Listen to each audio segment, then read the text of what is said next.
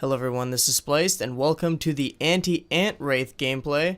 This Wraith is really amazing. I'm super happy to use this vehicle finally. I was so glad to get my hands on it. It completely decimates any and all ants on the battlefield, but unfortunately anything that is a little bit bigger than an ant, you're going to have a little bit of trouble with. Alright, now seriously guys, this vehicle is not really that great, unfortunately. I was able to get an Inconceivable with this vehicle after many tries. However, it took a full cycle of 4 Wraiths, and I'm laughing right now because the footage is showing me failing with the anti-air Wraith. As you guys can clearly see, I flipped it by accident. But I had to cycle through 4 anti-air Wraiths to get this Inconceivable, plus I had a full 6-man fire team with me, and I had someone in the turret help weaken all the enemies for me to help me kill them. On top of that, I was also getting damage boost over and over again as well, and I ended up getting to an Inconceivable.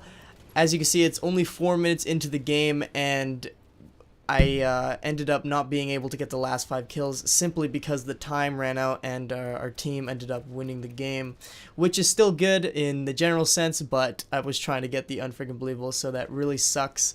I will still be trying to pursue the unfriggin' believable goal for this vehicle, but I left a question for you guys, seeing if you wanted to see this gameplay or for me to push for the unfrig, and you guys, most of you have said for me to post this one and then push for the unfrig as well, so that's what I'm doing.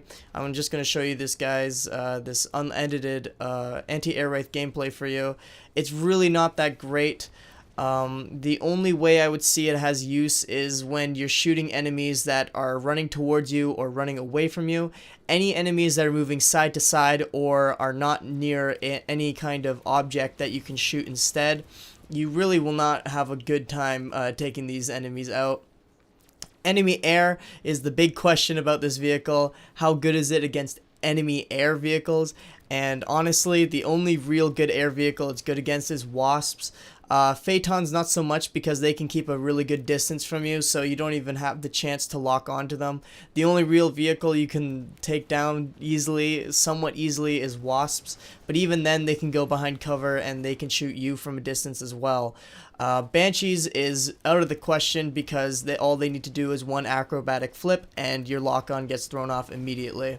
Plus, they can also shoot you from a distance. So air vehicles, not really a great viable thing to take out with this vehicle because the travel time with the shot is extremely slow, and the detonation time for the threshold for when the bomb blows up is too short as well, so it can't travel a very long distance. Also, the distance between you and the enemy for you to lock onto them is also very short. I don't know why the mechanics are like this for this vehicle. It's very confusing. Something that's named anti-air Wraith should be able to take down air vehicles with ease. I do have a couple suggestions in how they can fix this. The first one would be to up the speed and lock on range and range in general for the travel time of the shots. But to do this, they would have to some sort of like compensation for ground targets, because if the speed is increased, of course it's going to make killing ground targets extremely easy because you could fire them really fast. But I don't really have an idea for that. This is just part of the suggestion that I just came up with. The other suggestion is to increase the damage. However, by doing this, you're going to be killing Spartans really easily as well, so you need to have a level ground. And that's where I just don't understand why they don't increase specific damage against certain vehicles. Like, for example, if you're shooting air vehicles, it does a lot of damage. When you're shooting Spartans or ground vehicles, it doesn't do that much damage.